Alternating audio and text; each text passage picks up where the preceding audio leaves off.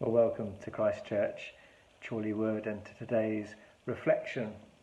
My name is Phil Chadder, and I'm a clergyman with the prison service. And we're looking this morning at one of the most exciting verses of the whole Bible, Matthew chapter 1, verse 23. They shall call his name Immanuel. And so that we can't miss the point, Matthew then spells it out, which means God with us. God with us. Isn't that exciting? This announcement really marks the reverse of the saddest verse of the Bible. For that verse, we need to turn back to Genesis chapter 3. Remember, in Genesis chapters 1 and 2, God is with his people, Adam and Eve. He walks with them. It's a living relationship where Adam and Eve live in awed friendship with God. Adam and Eve enjoying his presence.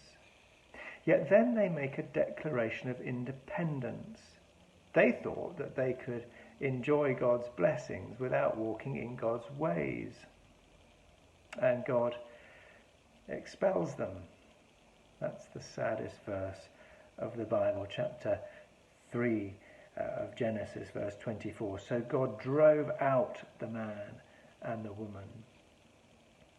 Isn't that sad? We were evicted from God's presence, and our re-entry to Eden was barred. And the rest of the Bible is God's unfolding plan to end the eviction and to restore his relationship of awed friendship with humankind. And the Bible finishes, of course, with Eden irreversibly restored and better than ever. Revelation 21. Behold, the dwelling place of God is with man. He will dwell with them, and they will be his people. And God himself will be with them as their God. So when the angel announces to Joseph in today's verse, your son's name will be God with us, the angel is announcing that the eviction is coming to an end. It is reversing our expulsion from God's presence. God himself is entering the world to walk with us.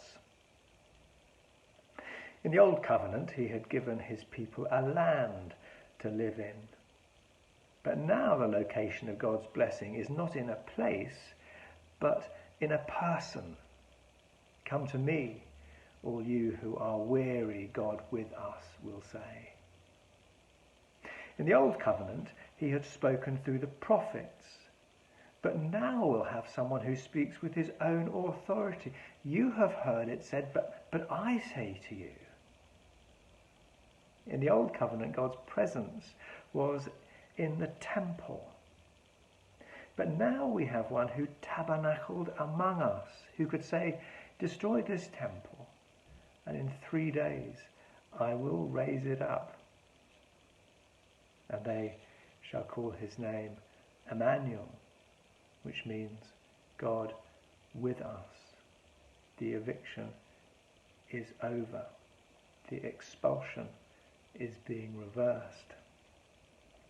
So verse 24 comes as a surprise. When Mary had given birth to a son, Joseph named him, but not Immanuel, but Jesus, which means God to the rescue. But it's not a contradiction. Of course not. The two names are two sides of the same coin. For us to re-enter awed friendship with God, Jesus, God with us, will need to die. So at the first Christmas, the first Easter is very much in view. So how do we enter this awed friendship with God? Well, we put our trust in the crucified God with us. And by his Spirit, he will be with us always and will take us to the restored Eden and to Eden irreversible, where we read God with us will take us to the place where God will dwell with us, and we will be his people, and God himself will be our God. No wonder we greet each other with the words at this time of year, Happy Christmas. God bless you.